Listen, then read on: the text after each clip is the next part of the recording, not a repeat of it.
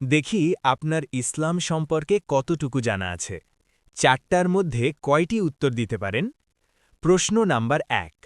হজরত মুহাম্মদ সাল্লাল্লাহু আলাইহি ওয়াসাল্লামের দাদার নাম কি A Abdullah B Abdul Muttalib C Abu Talib সঠিক উত্তর বি আব্দুল মুত্তালিব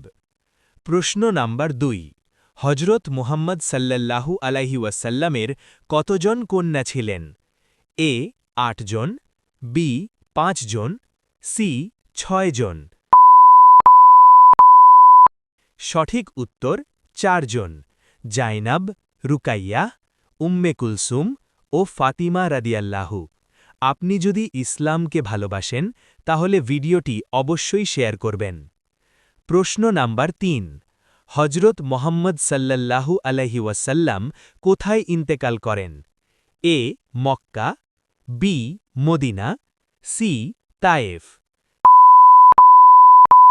সঠিক উত্তর বি মদিনা